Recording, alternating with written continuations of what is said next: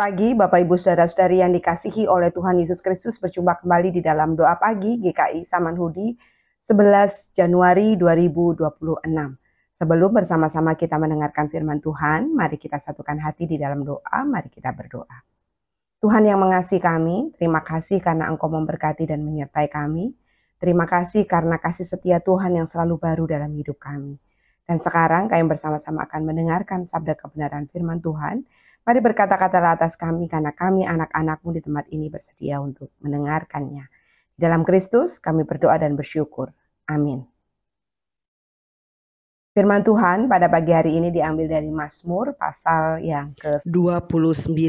Demikian firman Tuhan. Mazmur Daud. Kepada Tuhan, hai penghuni sorgawi, kepada Tuhan sajalah kemuliaan dan kekuatan. Berilah kepada Tuhan kemuliaan namanya. Sujudlah kepada Tuhan dengan berhiaskan kekudusan. Suara Tuhan di atas air, Allah yang mulia mengguntur, Tuhan di atas air yang besar. Suara Tuhan penuh kekuatan, suara Tuhan penuh semarak. Suara Tuhan mematahkan pohon aras, bahkan Tuhan menumbangkan pohon aras Libanon. Ia membuat gunung Libanon melompat-lompat seperti anak lembu, dan gunung Sirion seperti anak banteng. Suara Tuhan menyemburkan nyala api. Suara Tuhan membuat padang gurun gemetar. Tuhan membuat padang gurun Kadesh gemetar. Suara Tuhan membuat beranak rusa betina yang mengandung, bahkan hutan digundulnya. Dan di dalam baitnya setiap orang berseru hormat. Tuhan bersemayam di atas air bah. Tuhan bersemayam sebagai raja untuk selama-lamanya. Tuhan kiranya memberikan kekuatan kepada umatnya. Tuhan kiranya memberkati umatnya dengan sejahtera. Bapak Ibu Saudara-saudari yang terkasih, hari ini tanggal 11 Januari 2025. Baru 11 hari kita memasuki tahun 2025. Tentu kita masih punya banyak cita-cita dan harapan yang ingin kita raih di masa depan. Di tahun 2025 ini khususnya. Keinginan untuk terus sehat, supaya masih bisa ngomong cucu, supaya masih bisa nungguin anak-anak hingga dewasa, supaya masih bisa pelayanan, supaya masih bisa berkarya dengan maksimal, apalagi usia kita masih usia yang produktif. Namun tidak jarang berbanding lurus dengan cita-cita dan harapan itu, rasa takut dan khawatir berjalan beriringan. Belum lagi berita duka cita yang mungkin kita dengar beberapa hari belakangan ini. Baru 11 hari tapi kok sudah berseliweran ya berita duka. Saudara atau teman pelayanan meninggal, anak yang tiba-tiba sakit keras. Belum lagi harga-harga kebutuhan kok makin terasa mencekik leher kita. Memang tidak banyak. Tapi kok tetap ya berasa naiknya. Itu yang mungkin membuat kita mengatakan, tahunnya sih baru. Tapi persoalannya bukannya berkurang, yang ada nambah banyak. Bapak Ibu Saudara-saudari, akhirnya ketakutan membayangi. Langkah hidup kita seolah-olah menjadi lebih berat, sehingga kita menjadi lebih apatis. Hidup pun ya udahlah asal dijalanin aja. Biasa seperti tahun-tahun sebelumnya. Masa depan menjadi hal yang seram dan menakutkan.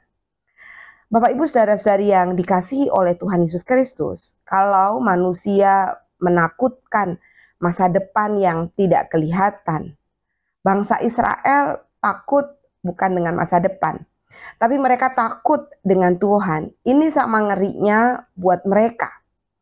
Rasa takut ini membuat mereka menjadi gemetar. Teks bacaan kita hari ini pun menceritakan tentang kengerian akan suara Tuhan. Suara Tuhan yang besar, suara Tuhan yang melebihi air yang besar atau banjir besar. Suara Tuhan yang bisa mematahkan pohon aras di Libanon.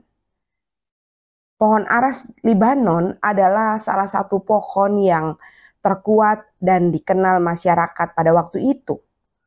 Pohon ini tingginya bisa mencapai 24 meter dan lebar dahannya itu bisa mencapai lebih kurang 30 meter. Jadi pohon ini benar-benar pohon yang kuat dan bisa dijadikan tempat berteduh. Nah, salah satu fakta menarik, kayu dari pohon aras ini digunakan untuk membuat istana. Kayu yang terkuat dan terhebat pun akhirnya menjadi takluk akan suara Tuhan. Mazmur ini seolah-olah menunjukkan Allah yang besar dan menyeramkan. Namun di balik itu semua, ini bukan soal sesuatu yang menakutkan. Pemazmur justru mengajak manusia menjadi tunduk dan hormat kepada Allah. Suara Allah memang berkuasa atas apapun yang ada di dunia ini. Itu berarti ia juga berkuasa atas kehidupan manusia.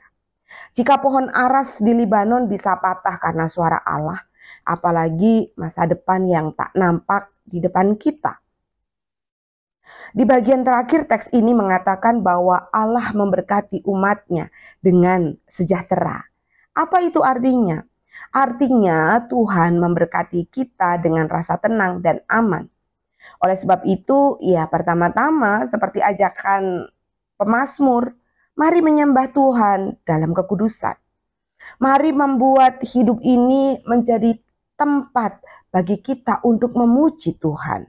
Memuji Tuhan bukan hanya dengan mulut, tetapi juga dengan karya yang diusahakan oleh tangan kita, oleh kaki kita, oleh hati, oleh pikiran, oleh seluruh anggota tubuh kita. Setiap saat dan tanpa henti kita diajak untuk menyembah Allah yang punya kuasa atas seluruh ciptaan semesta ini. Hanya dengan demikian kita diberkati dengan rasa tenang dan aman.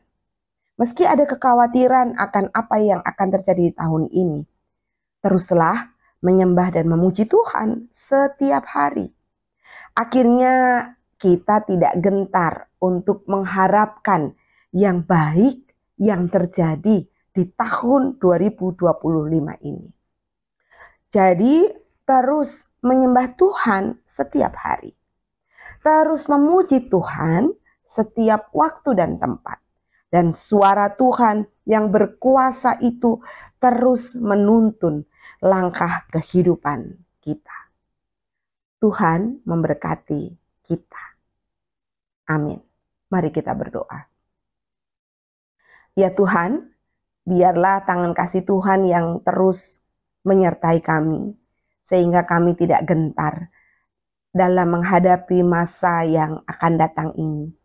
Tetapi biarlah kami memilih untuk memuji Tuhan setiap saat.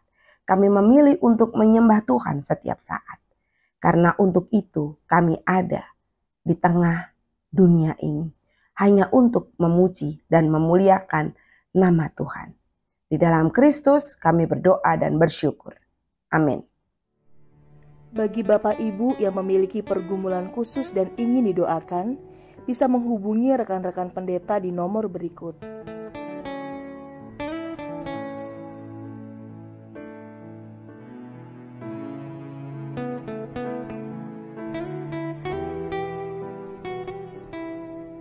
Tuhan Yesus memberkati.